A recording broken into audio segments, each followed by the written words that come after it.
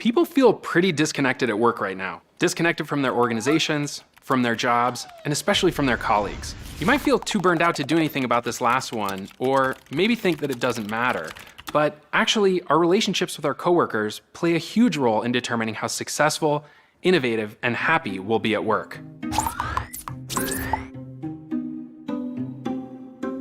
Our work relationships give us two valuable things: social support and access to information. And research shows it's the combination that can make us happier and more successful. I'm a social scientist, and I study how the way we collaborate affects our well-being and professional success. I have a few tips, and you don't have to be a social butterfly to give them a try. Okay, tip number 1, build trust by opening up. Having a close friend at work makes us more effective at our jobs and definitely improves our well-being. If you get along with your coworkers, you probably already have a sense of this. But our work friends are important for another reason, and it has to do with access to information. People don't just share their best ideas with anyone. We share with people we know and trust. I ran a multi-year study at Google to find out why some teams are successful and others fail. And what we found is that the teams who trust each other do so much better because people on those teams feel safe sharing their best ideas. So how can you start to build that trust? There's a concept called a vulnerability loop, and the basic idea is that when you're vulnerable in front of somebody, it makes it a lot easier for them to be vulnerable in front of you.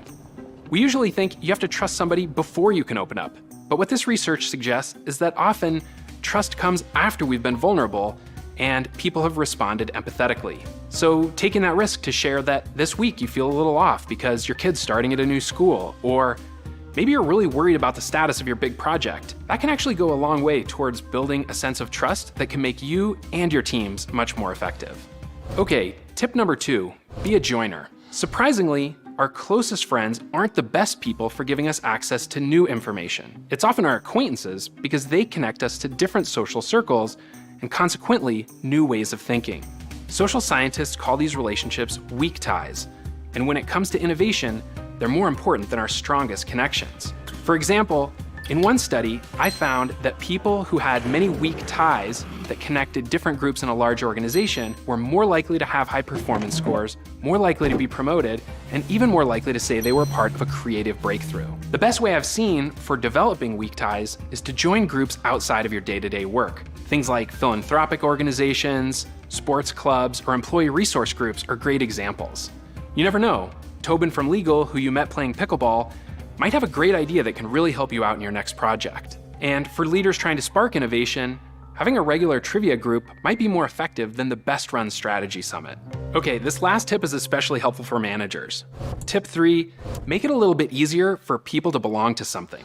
A number of years ago, I helped redesign the onboarding process at a big company.